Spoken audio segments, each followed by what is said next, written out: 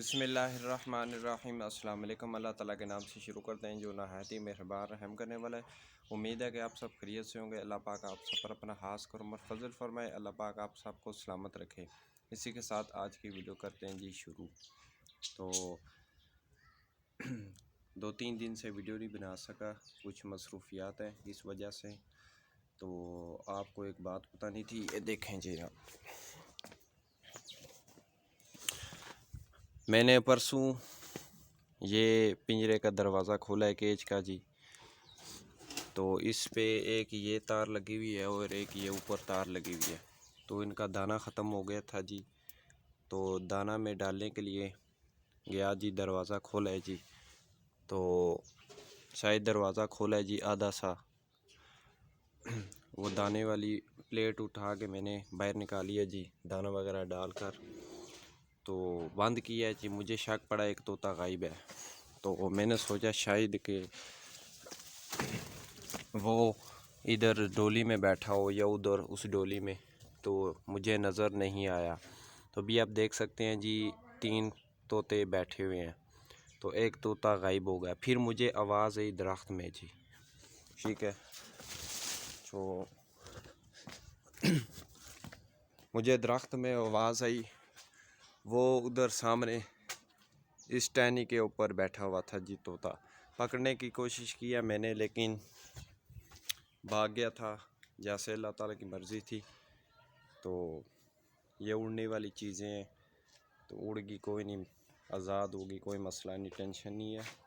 तो अभी 3 रह गए। असल में पिंजरा मेरे पास सही नहीं है प्रॉपर, वो इनका एक अलग स्पेशल एक पिंजरा होता है जिससे वो दाना भी आराम से बंदा निकाल के सफाई वगैरह कर ले। स्पेशल एक पिंजरा होता है इनका। ये दूसरा पिंजरा है जी। तो अभी क्या हो सकता है जी। तो अभी चलते हैं जी छत पर, देखते हैं जी क्या सूरत हाल है जी। तो 2-3 कबूतर जी मेरे बीमार हैं जी। तो मैं अभी आपको दिखाता हूँ जी। 2 कबूतर वो ऊपर हैं जी। मैंने इनको दवाई दी है जी। बाकी अल्लाह ताला की मर्ज़ी, अल्लाह ताला इनको शफ़ाए कुल्ली अता फ़रमाए, आमीन। वो जिसको चाहे ज़िंदगी दे, जिसको चाहे मौत दे। वो कुल्लु नफ्सिन ज़ाइक़तुल मौत, हर शख्स ने मौत का ज़ायक़ा चखना है, इसमें कोई शक नहीं है। तो अभी आप देख सकते हैं जी 2-3 दिन से ये बीमार है। तो 3 दिन से ये कबूतर बीमार है जी।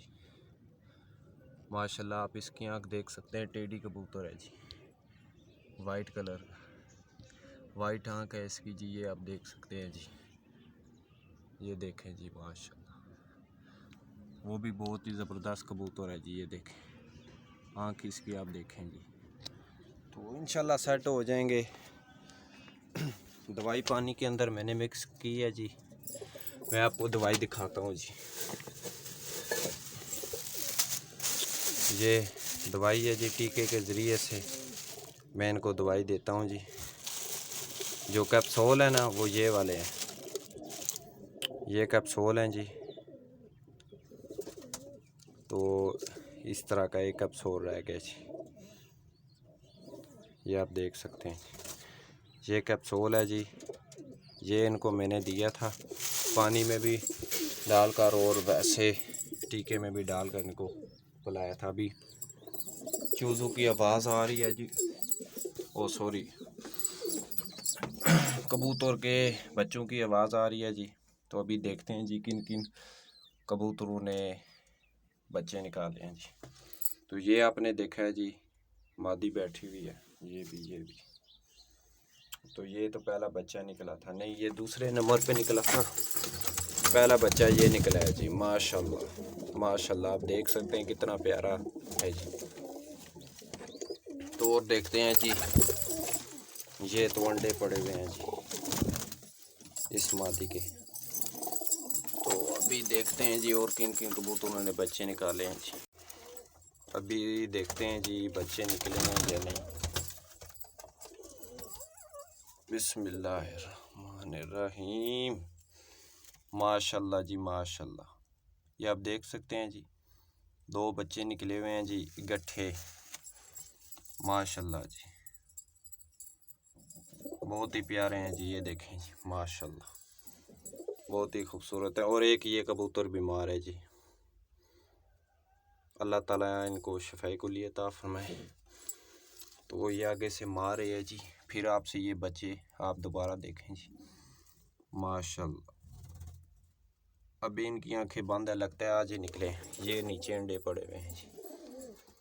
चलो अभी बाहर निकलते हैं। एक इस मादी ने अंडा दिया हुआ है जी, एक इधर अंडा पड़ा हुआ है जी।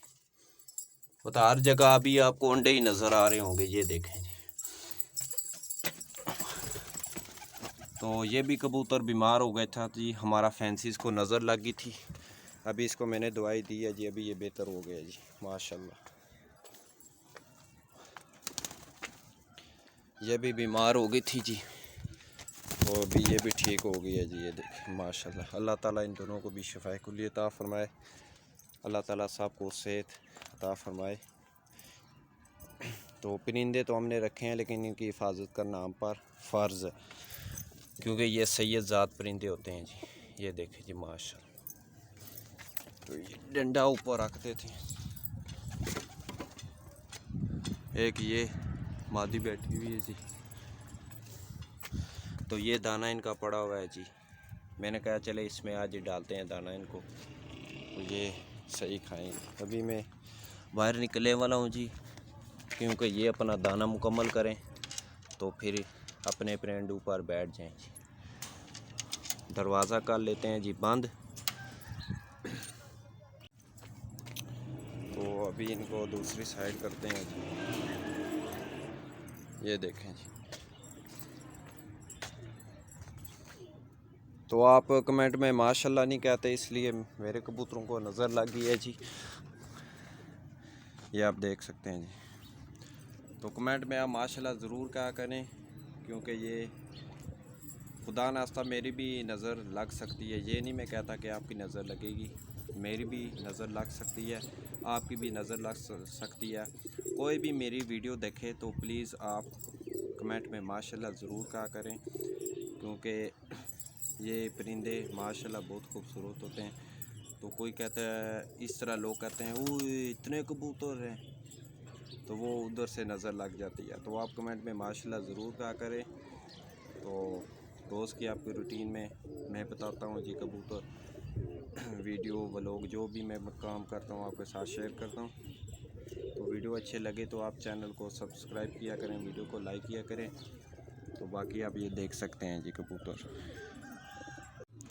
असल में मौसम चेंज हो रहा है ना, तो इस वजह से कबूतरों को भी नज़ला ज़ुकाम हो रहा है, तो हमें खुद हो जाता है। तो ये तो फिर भी एक परिंदे हैं, बर्ड्स हैं, तो इनका भी चलो सेहत का ख्याल रखना हम पर फ़र्ज़ है, क्योंकि रोज़े क़यामत हमसे भी अल्लाह ताला सवाल करेंगे कि तुमने एक कबूतर का जोड़ा पाला था, लेकिन वो बीमार हो गया था, उसकी हिफाजत क्यों नहीं की, इसको मेडिसन दवाई क्यों नहीं दी, इसकी केयर क्यों नहीं की। तो ये भी सवाल होगा। ये ना आप सोचें कि कोई नहीं, खैर है, एक परिंदा है ना, क्या है, मर गया तो क्या हुआ, नहीं। रोज़े क़यामत अल्लाह ताला एक चूंटी है ना, वो भी आपने अपने पाँव के नीचे देकर मारी है ना, तो वो भी है रोज़े क़यामत अल्लाह ताला आपसे सवाल करेंगे, इस चूंटी ने तुम्हारा क्या बिगाड़ा था कि तुमने इसको मारा। तो अल्लाह ताला हम सबको अमल की तौफीक अता फरमाए। तो ये अभी देखें जी आप माशाल्लाह।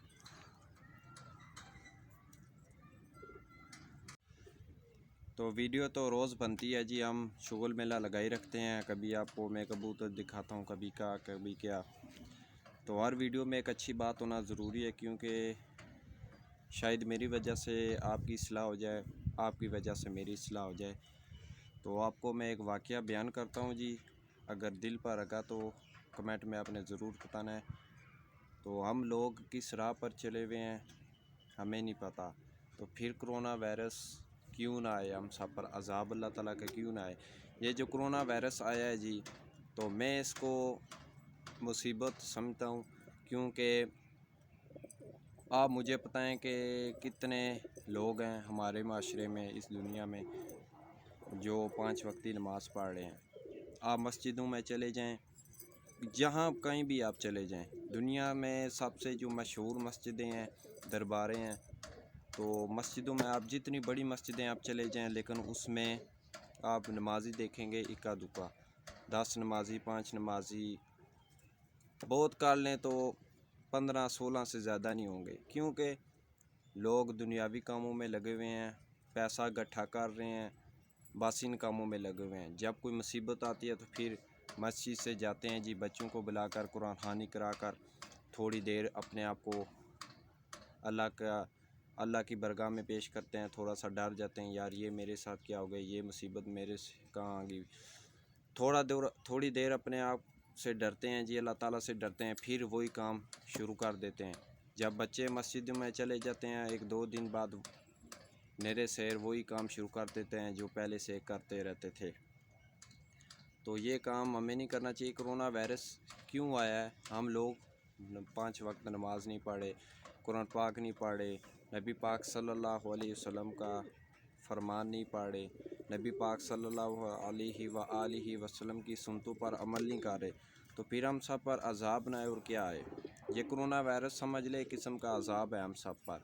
ये ना आप सोचे कि ये चाइना वालों ने या किसी भी मुल्क ने हम पर वायरस भेजा है, जानबूझ कर साजिश की या नहीं, हम सब लोगों की गलती है। आप अगर मेरी वीडियो देखें, आप अगर सियाणे हैं, अक्ल आपकी काम करती है, तो आप अपने बुज़ुर्गों से पूछें। अगर आपके बुज़ुर्ग ज़िंदा हैं तो आप उनसे पूछें कि आपकी 80 साल उम्र में या 70 साल उम्र में पिछली जो आपकी ज़िंदगी गुज़री है, उस ज़िंदगी में आपने कोरोना वायरस किसी बीमारी का नाम सुना है?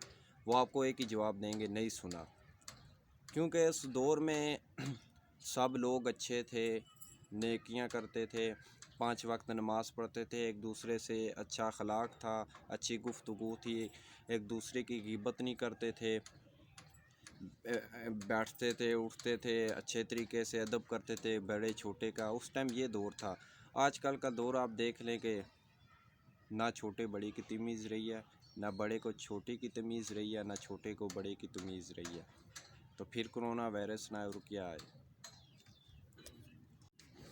बहरहाल हम अपने टॉपिक पर आते हैं जी। मैं आपको एक वाक़या बयान करने वाला था, तो कुछ बातें मैंने आपके साथ शेयर की हैं। तो वाक़या ये है कि एक बुज़ुर्ग थे, तो वो फरमाते हैं कि मेरे एक मोहल्ले में मेरी उम्र के एक बाबा जी रहते हैं। तो उनकी पूरी ज़िंदगी ना कब्रिस्तान में गुज़री है। यानी कि जितने भी लोग फ़ौत होते थे ना, इस दुनिया फ़ानी से चले जाते थे उस दौर में, तो वो बाबा जी, यानी अभी तो ये दौर चल रहा है ना कि कोई मर जाए तो वो अपनी ज़मीन के अलावा किसी दूसरे की ज़मीन में कब्र नहीं खोद सकता। तो उस टाइम बाबा जी क्या करते थे, वो बाबा जी फरमाते हैं, हमारे मोहल्ले में एक बाबा जी हैं, वो कब्रें खोदा करते थे, यानी उनकी पूरी ज़िंदगी कब्रिस्तान में गुजरी है। तो वो कहते हैं कि मेरे दिमाग में सवाल आया, मैं एक बाबा जी से सवाल करूं कि आपकी ज़िंदगी में ऐसा कोई वाक़या पेश आया जो आपको हिला दिया हो, उस वाक़ये ने आपको डरा दिया हो। तो वह बाबा जी आगे से रोने लगे। जो बाबा जी दूसरे थे ना, जो कब्रें खोदते थे, उस टाइम कब्रें इस तरह तरीका होता था, कोई भी फ़ौत हो जाता था ना, वो जब मीयत लेकर आते थे ना, तो वो बाबा जी ने 3-4 कब्रें ना खोद के तैयार करके रखी होती थी। कोई जो भी आता था बाबा जी को पैसे देता था थोड़े, तो वो कब्र ख़रीद कर उनसे ले लेता था और उस बंदे को दफन करके चले जाते थे। उस टाइम ये सिस्टम था। तो बाबा जी रोने लगे। दूसरे बाबा जी जिन्होंने सवाल किया था, वो कहते हैं आप क्यों रो रहे हैं? कहते हैं फ़लाने दौर की फ़लाने दिन इस तरह बता रहे थे कि मैं कब्र खोद रहा था। तो कब्रें खोदते खोदते ना, खोद रहा हूँ, पहली कब्र खोदी है जी, दूसरी खोदी है जी, तीसरी खोदी है जी। तो मैं आपको बता रहा था कि बाबा जी कहते हैं कि मैं एक दिन कब्रें खोद रहा था, पहली कब्र खोदी है जी, दूसरी कब्र खोदी है। जब तीसरी कब्र मैं खोदने लगा तो उससे मुझे तपश आने लगी उस कब्र से। तो मैंने सोचा कि पूरी ज़िंदगी में मैंने कभी भी ऐसा नहीं मेरे साथ हुआ है कि कब्र में खोद रहा हूँ उसके अंदर से तपश आ रही। फिर उनके जहन में ख्याल आया कि शायद गर्मी की वजह से, जून जुलाई का महीना चल रहा था, मतलब सख्त गर्मी थी, तो शायद गर्मी की वजह से अंदर मिट्टी गर्म है या तपश आ रही है। हत्ता कि मिट्टी आप जितनी भी खोदें ना, जितनी मर्ज़ी गर्मी हो, जब आप मिट्टी खोदेंगे उसमें से आपको ठंडक फील होगी, यानी मिट्टी ठंडी होती है, गर्म नहीं होती। तो तीसरी कब्र वो खोद रहे थे, आधी खो चुके हैं, तो उनकी बर्दाश्त से बाहर हो गया। वो कहते हैं तपश मुझे आ रही है, पसीना निकल रहा है। हाँ, यानी कि 2 कब्रें खोदी हैं तो उनको कुछ भी नहीं हुआ, आराम से खोदी हैं ने। तो कहते हैं आता कि मैंने ऐसा ऐसा करके मतलब तकलीफ़ में करके तीसरी कब्र भी तैयार कर लिया।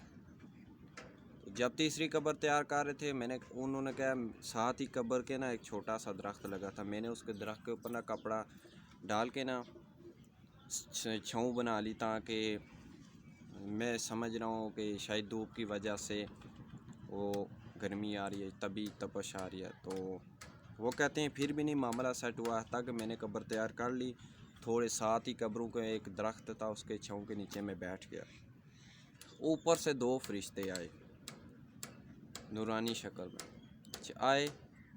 एक फ़रिश्ता कहता है, जो सुनाने वाली साइड था ना, वो फ़रिश्ता दूसरे फ़रिश्तों को कहता है जी जहाँ तक नज़र जा रही है ना, दूसरे फ़रिश्तों को कहता है जहाँ तक नज़र जा रही है ना, वहाँ तक इसकी कब्र चारों तरफ से खुली कर दो, लंबाई लिख दो। उस फ़रिश्ते ने लिख दी। दूसरी कब्र में आए जी, तो वो कहते हैं 15 मील या शायद 15 मील से ज़्यादा इसकी कब्र चारों तरफ से खुली कर दो। सुबहान अल्लाह। ट्रैक्टर गुज़र रहा है, आगे आपको मैं वीडियो में बताता हूँ। तो मैं आपको बता रहा था जी, ट्रैक्टर गुज़र गया, शोर आ रहा था, शायद आपको समझ रहा है। तो उधर भी काम लगे हुए हैं हमारे घर के साइड, वो थोड़ी सी मारें तो ठक ठक की आवाज़ आएगी, माजरत। तो नीचे के तो घर वाले होते हैं, काम काज भी बोलते हैं आपस में, तो फिर उस वीडियो में मज़ा नहीं आता, बीच में आवाज़ आए, तो इसलिए मैं छत पे बैठा हूँ। चलो सुकून माहौल से आपको मैं बताऊँ। जब तीसरी कब्र में फ़रिश्ते गए ना जी, तो उन फ़रिश्तों ने कहा इस शहादत की उंगली और दूसरी उंगली में जितना गैप है ना, इतनी इसकी लंबाई लिख दो। जब बाबा जी कहते हैं जब तीसरी कब्र की मैंने ये बात सुनी ना उन फ़रिश्तों की, तो मेरे दिल में एक झटका लगा, मेरे खौफ आया मुझे। पहली कब्र में फ़रिश्ते ने कहा कि जितनी नज़र तुम्हारी जा रही है उतनी खुली इसकी चारों तरफ से कब्र कर दो। जब दूसरी कब्र में आए, 12 मील चौड़ी लंबाई कब्र लिख दो इसकी, कितनी खुली कब्र माशाल्लाह। जब तीसरी कब्र में आए, तो वो फ़रिश्तों ने जब कहा ना इस शहादत की उंगली और दूसरी उंगली में जितना फासला है, इतनी इसकी कब्र खुली लिख दो। मुझे बताएं कि इतनी खुली कब्र में आदमी आ सकता है? नहीं आ सकता। तो बाबा जी कहते हैं उधर से मेरे जहन में ख्याल आया, तभी तीसरी कब्र में तबश आ रही थी, तो मैं समझ गया। पहला जनाजा आया जी, 4 बंदों के कंधों पर। तो उन्होंने कहा जी हम ये कब्र ख़रीदना चाहते हैं बाबा जी से। बाबा जी ने कहा ठीक है आप ख़रीद लें। तो बाबा जी को पैसे दिए जी, सारा कुछ क्लियर हो गया, उनसे कब्र ख़रीदी। तो उस बंदे को दफनाने लगे, तो एक शख्स से बाबा जी ने पूछा ये बंदा कौन है, क्योंकि बाबा जी तो समझ गए थे माशाल्लाह, 2 कब्रों में इतनी खुली जगह, चारों तरफ से जहाँ तक निगाह जा रही है, पहली कब्र में खुशनसीब वो कौन बंदा है, मैं पूछूं सही उस शख्स से जो लेकर आए थे जनाजा, मैं पूछूं सही कौन है ये खुशनसीब बंदा जिसकी चारों तरफ से जहाँ तक निगाह जा रही है इतनी लंबी चौड़ी कब्र, वो कौन खुशनसीब है। तो वो कहते हैं ये हमारे मोहल्ले का एक गरीब बंदा था, जिसके पास एक वक्त की रोटी खाने के लिए पैसे नहीं होते थे। तो ये गरीब बंदा था कि जब भी मोहल्ले से गुज़रता था, नाते पढ़ते पढ़ते जाता था, दुरूशी पढ़ते पढ़ते जाता था, अल्लाह ताला का ज़िक्र करते हुए जाता था, नबी पाक सल्लल्लाहु अलैहि वसल्लम पर दुरूद पाक पढ़ते पढ़ते जाता था। तो बहुत ही नेक आदमी था, 5 वक्ती नमाजी था, बहुत ही अच्छे अमाल करता था। कभी भी इसने पूरी ज़िंदगी में किसी के साथ झूठ, फराद, मुनाफ़क़त, ग़ीबत नहीं की, हर किसी से अखलाक अच्छा था इसका। तो ये बेचारा फ़ौत हो गया थी। हाँ, इसके पास इतने पैसे नहीं थे कि एक वक्त की रोटी खाए। तो हमने फिर ये समझा कि हमने मल्लेदार है, नेक आदमी था, किसी के साथ इसने बुराई नहीं की, सारे के सब के साथ अखलाक अच्छा था, तो हम सब ने मिलकर कफन दफन कर इसको हमने कहा चलो दफना दे। तो बाबा जी ने कहा माशाल्लाह इस नेकी में मैं भी शरीक हो जाऊं। वो पैसे सारे उन बंदों को वापस दे दिए। उन्होंने कहा मैं भी इस नेकी में शरीक होना चाहता हूँ। ठीक है, उसको दफना के चले गए। दूसरी कब्र में जब दूसरी कब्र की बारी आई ना, तो दूसरे बंदे आए जनाजा लेकर। 8, पहले में 4 बंदे आए थे चरपाई लेकर, दूसरों में 8 बंदे आए। जो 4 बंदे चरपाई में थे लेकर आए थे, वो 4 बंदे पीछे थे लेकर आए जी। उनसे बाबा जी से कब्र ख़रीदी, दूसरी पैसे वगैरह देकर तय हो गया। तो बाबा जी ने कहा ये कौन शख्स है। उनको तो आइडिया हो गया था ना माशाल्लाह, 12 मील लंबी चौड़ी कब्र, कौन है ये खुश नसीब, मैं भी पूछूं दूसरी की। तो बाबा जी ने एक शख्स से पूछा ये कौन है आदमी। तो उन्होंने कहा ये वो है कि सफ़र में हमारे साथ सफ़र कर रहा था हमारे साथ। तो अचानक इसकी रूह परवास कर गई। तो हमने सोचा कि ये मुसाफिर है, कफन दफन कर हमने इसको चले गया कब्रिस्तान में दफना दे। तो बाबा जी ने कहा कि मैं भी ये सारे पैसे इसको वापस कर देता हूँ, बंदों को मतलब वापस कर दिए। तो बाबा जी ने कहा मैं भी इस नेकी में शरीक हो जाता हूँ। ठीक है, उसको भी दफना कर चले गए। सुबहान अल्लाह, दोनों की खुशकिस्मती देखें जी। एक की जहाँ तक नज़र जा रही है फरिश्तों की वहाँ तक लंबी चौड़ी कब्र, और दूसरी की खुशनसीबी देखें कि 12 मील लंबी चौड़ी कब्र चारों तरफ से खुली हो गई। सुबहान अल्लाह। जब तीसरी की बारी आई ना, बाबा जी बैठे रहे। काफ़ी देर बाद एक बड़ा लम्बा जनाजा आया।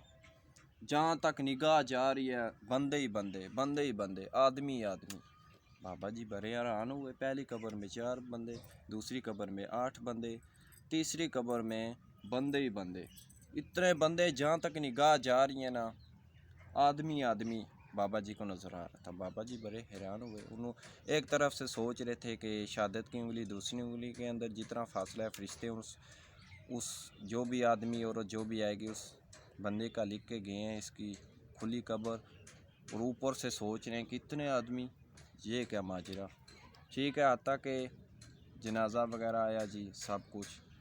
तो बाबा जी ने तो जितनी कीमत थी उस टाइम थोड़ी सी वो मांगी। तो बाबा जी को पैसे वगैरह काफ़ी दिए ने, उनकी सोच से भी ज़्यादा उनके सामने पैसे फेंके जी, उनको दिए जी जिस तरह उनका अंदाज़ा। तो बाबा जी ने एक शख्स को ना साइड पे करके पूछा ये कौन है, जिसके जनाजे पर चौधरी मलक मतलब हर किस्म के आदमी आए, बड़े बड़े आदमी आए, ये कौन है जी। तो उस बंदे ने कहा ये वो औरत है फलां, मतलब बड़े आदमी की बेटी है, बेटी नहीं बीवी है, कि ये इसके अंदर इतनी बुराइयां थी कि ना ये दुपट्टा करती थी, बाज़ारों में जाती थी इसी तरह दुपट्टे से बगैर जीन्स पैंट वगैरह या जो भी उस टाइम सिस्टम था, मतलब बेहयाई से जाती थी, पर्दे में नहीं जाती थी। तो इसका मतलब कोई भी नेक माल नहीं था। ग़ीबत, मुनाफ़क़त, चुगली, आपस में झूठ फ्रॉड, एक दूसरे से मतलब इसके अंदर गुनाह शामिल था। तो बाबा जी ने सोचा है कि इसकी शहादत की उंगली दूसरी उंगली के अंदर जितना फासला है तो इसकी इतनी कब्र है। बाबा जी समझ के जब उस बंदे की गुफ्तगू सुनी ना, इसके मतलब हर गुनाह इसके अंदर शामिल था। तो उस लड़की को भी दफन शफन करके चले गए।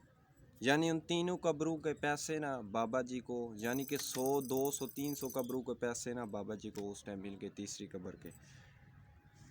तो इस बात से अंदाज़ा आप लगा लें, मेरी गुफ्तगू करने का मकसद यही था, मेरा वाक़या बयान करने का मकसद यही था कि हम लोग किस राह पर चले हुए हैं, हमारा माशरा देख लें किन राहों पर है।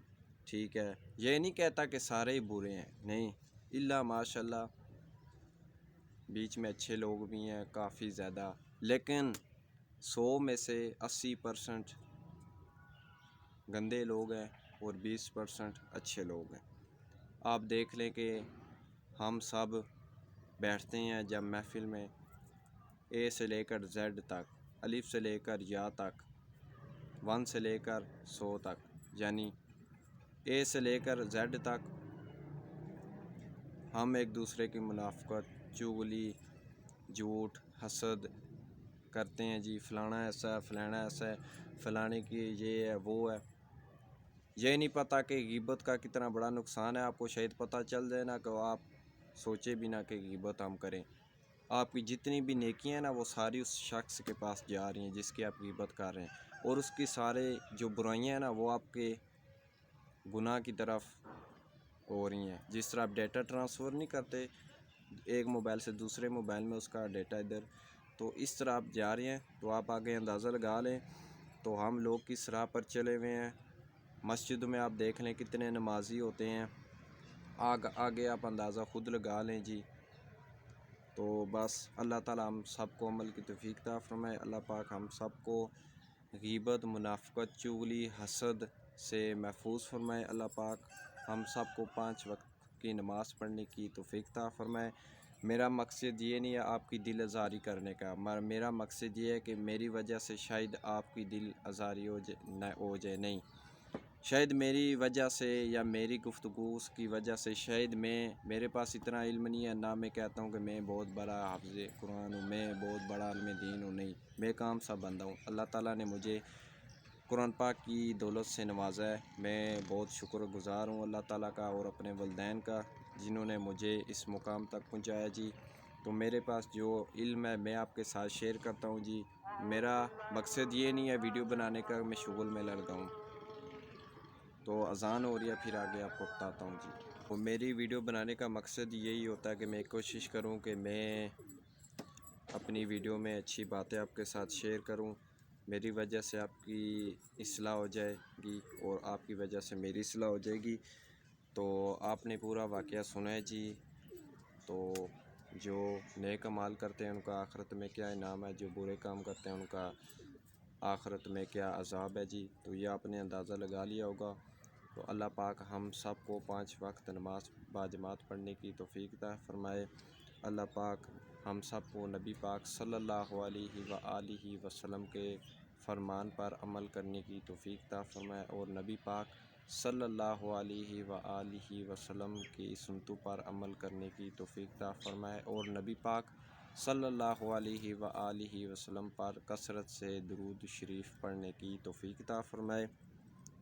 बस आज की वीडियो बस यहीं तक थी। उम्मीद करता हूँ कि मेरी आज की वीडियो आप सबको अच्छी लगी होगी। अगर मेरी वीडियो अच्छी लगी तो मेरे चैनल को सब्सक्राइब करना, वीडियो को लाइक करना। अल्लाह ताला आप सब पर अपना खास करम और फजल फरमाए। अल्लाह पाक आप सबको दीन दुनिया आखिरत की तमाम खुशियाँ, तमाम कामयाबियाँ नसीब फरमाए। 1000 सब्सक्राइब आप कर दें तो मेरा चैनल मोनेटाइज हो जाएगा। तो ये रिक्वेस्ट मैं आपके साथ कर रहा हूँ। तो आप चैनल को सब्सक्राइब करें, मुझे सपोर्ट करें। जो मेरी आने वाली वीडियो होंगी, अच्छी अच्छी वीडियो, वो आपके साथ में शेयर करता रहूँगा। और जो बेल आइकन वाला जो बटन है ना, बेल आइकन, तो उसको आप दबाना ना भूलिएगा। तो उम्मीद करता हूँ कि मेरे आज की वीडियो आप सबको अच्छी लगी होगी। तो इसी के साथ हाफिज़ अली हसन को दीजिए इजाज़त। अपना बहुत सारा ख्याल रखिएगा, दुआओं में याद रखिएगा। अल्लाह हाफिज़।